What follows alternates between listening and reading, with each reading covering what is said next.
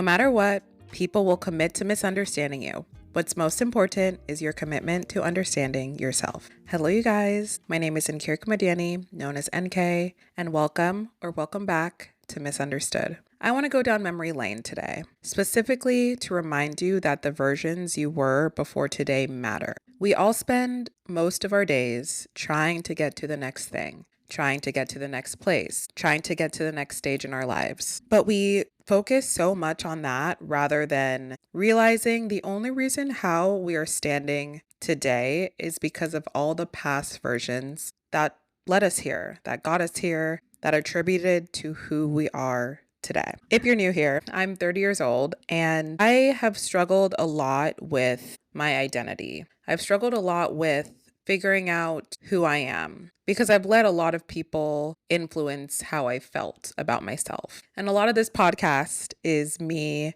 reworking my brain and also helping other people in that effort. Because as I've said before, if I had someone or people who were better guides earlier in my life, maybe things would be a little different. But everything does happen for a reason. I have this podcast and I'm very thankful for that. But let us talk about the versions you were before today. I love writing and I have a blog if you guys are new here. And I actually took some time to write a very honest piece about my life encompassing my 20s. It's called A Love Letter to My 20s. I'm going to read it for you here very shortly. But the reason why I wrote this is specifically to go back in time, to take a trip down memory lane, and to really understand and put into words that my 20s were a beautiful, magical, uncomfortable, wild, spectacular, momentous time in my life. And the only reason why I'm able to have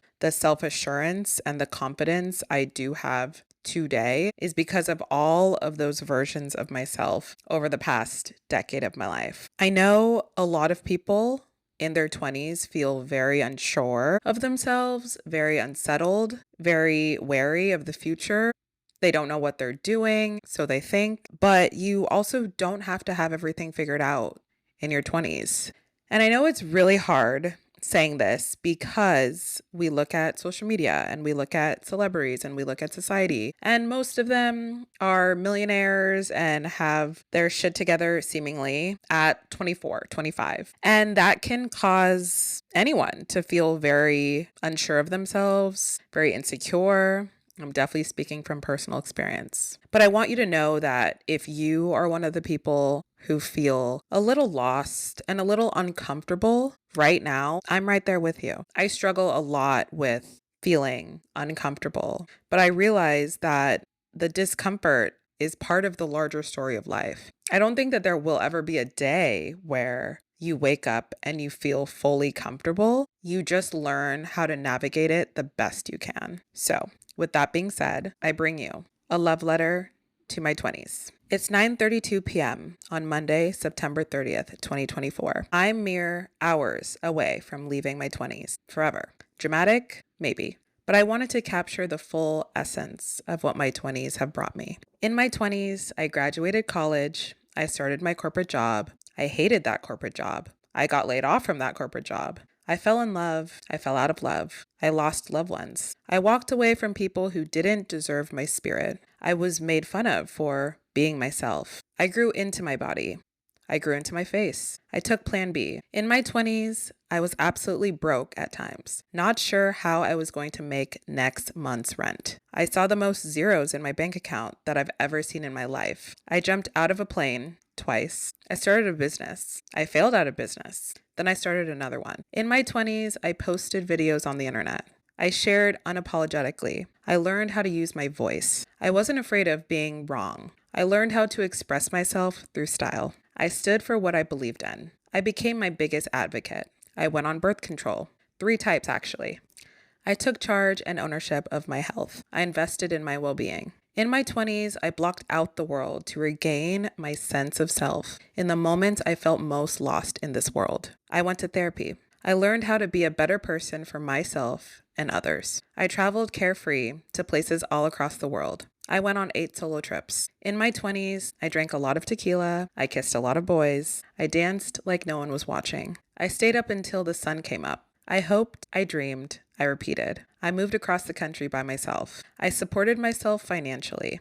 I started a new chapter in the most sought-after city in the world. I took a chance on myself. I believed that I could do anything if I just said the word. I took risks to get the greater reward. And here I am, on my last day of my 20s, feeling fulfilled in a lot of ways, but hyper curious in many others. I have best friends who I love without hesitation. I have a career path I deeply enjoy. I get to live in a city I love. I am in good health. But I can't help but think, what's next for me? I want to do so many things in life. I want to find love. I want to strengthen my relationship with my family. I want to reach new heights in my entrepreneurial endeavors. Society conditions us to believe that we are running out of time when our life clock strikes 30. I have felt defeated by that very stigma more times than I can count. However, when my anxiety creeps in, I don't try to silence it. I instead remember that the best is truly yet to come. I have not met every person in my life that will make a defining impact on me. I have not loved so deeply that I can't breathe. I have not lived through my bucket list of life.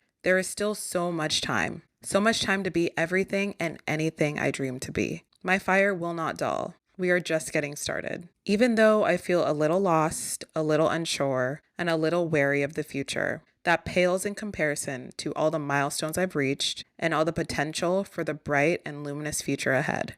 So here's to my 20s. You've been a collection of decorative, breathtaking, soul-inspiring memories that I will never wish to replace. You've molded me into the 30-year-old I am today. I can't thank you enough for teaching me everything I needed to stand here today. What an incredible gift it is to live freely, love deeply, and exist wholeheartedly. Because I was and am unequivocally me. Let's turn the page and begin this next chapter. XOXO NK. I still get very emotional reading that back. Every time I write how I feel, I find myself pouring all of me onto a page. I digress. I wrote that for myself, but I wrote that for anybody who has ever felt unsure of where they are today, because it is extremely important to recognize where you are right now and to lock in on the present, but also take time to look at the past. Because even when you're unsure and even when you're scared and even when you think that you haven't accomplished anything, hold up. You have. You've accomplished things that you don't even realize because you are so hell-bent on trying to get to the next thing and the next thing and the next thing. But wait, take time to bask in all that you are today. Whether you like it or not, you have made strides in your life. You are a better version of yourself now than you were yesterday. Something I like to think about when I get uncomfortable about where I'm at in my life and when I find myself literally only focused on the future and not the present, I try my best to do a few things. First is journal. I truly believe that journaling is such an amazing practice of self-care, and it also allows your mind to zone in on what is happening right now. It allows you to slow down and be a little more intentional about quite literally where you are at in your life. If you're not big on journaling, I do recommend trying to maybe even open up your phone app and just jot down some notes. Any form of putting it on paper is effective because then you can always revert back to it and realize that is how you felt on that very day and it's slated in history. Another thing I really like to do is go through my photo album. This one is so underrated. I do love how the iPhone does little year in reviews, and I find myself spending time just looking through what the iPhone has created in 2020 and 2019 and 2018. I was so many different versions of myself, but all of those are very important to my story right now. I wouldn't be me if they weren't present. So in a way, you have to pay homage to them. You have to acknowledge them. You have to hold space for the older versions of yourself, the past versions of yourself. They matter. A little story about my past and some parts of it that weren't great, but again, play into the story of me, and I hope this helps at least one person. When I was a kid, I was put into a lot of different sports, me and all my siblings. I'm one of 5 siblings. My parents put us in sports since we were 7, 8 at a very young age. So at a very young age, I was pretty athletic. I did a ton of different sports, but my biggest 2 sports were basketball and track. The interesting part of it all is I was so focused on sports. It almost makes me laugh because to this day, I do love sports, but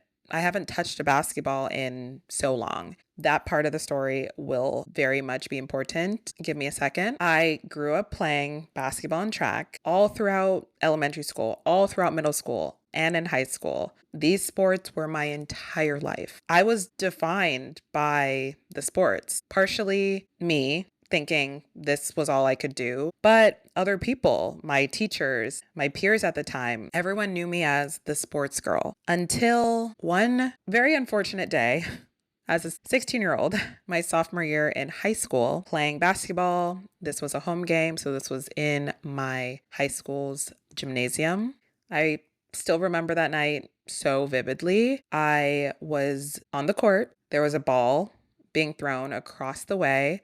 I jumped up to try to grab said ball during the game. A girl on the opposite team ran into me while I was mid-air. We both fell. She fell on top of me, and I heard the loudest pop I've ever heard in my life, followed by the most terrifying scream I've ever let out of my body. I didn't even know I could make a sound like that. The gym went silent. Within seconds, my knee was the size of a balloon. Moments later, I was being carried out of the gymnasium. And within 10 minutes of that interaction, the PT doctor had very quickly stated that I had torn my ACL. I thought my life was over. As a 16-year-old, you don't know that much yet. You really don't, but you think you do. As a 16-year-old, I was laying on that bed in the PT office, crying my eyes out. One, because I was in so much pain, but also I literally thought my life was over. I thought sports is all I'm known for. Sports is all I'm good at. What else can I do? After that, a long road of surgery and physical therapy and recovery ensued, and I just felt super depressed. Obviously, I could not play sports for a very long time after that. I made a full recovery probably a year and a half after the incident. That year and a half taught me a lot. That year and a half post sports taught me a lot. It taught me that I can be more than what I was. I felt very limited. I was limiting myself. And in a weird way, having this injury opened me up to new possibilities in my life. It was kind of a blessing in disguise. I was able to focus more on school, and I was always kind of a nerd. I loved school. So I was able to focus more on school, which definitely played in my benefit because then I got a ton of scholarships for college, and it truly made it possible for me to leave Washington and go to school in California, which was my dream. But if I didn't get hurt, I don't know where I would be right now. I don't know if I would still be in Washington all this time, and I don't know how my life would have played out. But the point of that story is to share that those versions of me were really instrumental to who I am right now. Don't get me wrong, I still love sports. Like I said, I love sports. I love watching sports, but I didn't feel the need to continue being the sports girl because I realized that I can be more than what I thought I was. And that's the point of looking at your past versions, is to acknowledge them because they are part of who you are. They're part of your story and they will always be. But we evolve, and everyone should be evolving. That's the human experience. We evolve, we learn different things, we get new perspectives, and we grow. Looking back at the past versions of yourself helps you grow. I'm super thankful for that time in my life that allowed me to be a true athlete and do things that I didn't know that my body could do. And I took a break. I recovered. I'm still very active now. Obviously, nowhere near how I was when I was 16, but I still incorporate a lot of things in my life that help me be active, and help me still connect to that version of myself. Because that's the other thing I want to drive home. I don't want you to lose yourself completely as you grow and as you develop. A lot of people think that growing means you have to leave behind pieces of you, and you shouldn't. You should always hold space for the versions you were before. Because like I said, those versions of you make up who you are to this day. I will still have so much love for the sport of basketball. I love watching it. I want to go to a game in New York. So we're manifesting that for me. And growing up with sports allowed me to be a better team player. It allowed me to get a lot of discipline. There's so much that sports taught me about myself and has helped in so many ways in my everyday life. So I would be foolish to leave that all behind. Those versions of me helped me be me today. And I'm so thankful for that. And that's the takeaway I want to leave you guys. The versions of you, whether you like it or not, attribute to who you are today, and they should be celebrated. Don't let anyone make you feel like you have to let go of who you were to become a different version of you. No, you're perfect just the way you are. Just don't forget who you were, because they were great too. And with that, we are wrapping up this episode. Thank you guys so much for listening. If you have any thoughts about this episode, feel free to leave a comment below. Come hang out with me on my other socials, TikTok, YouTube, Instagram, Pinterest at NK Madani. I also have a blog, and I will talk to you guys in my next one.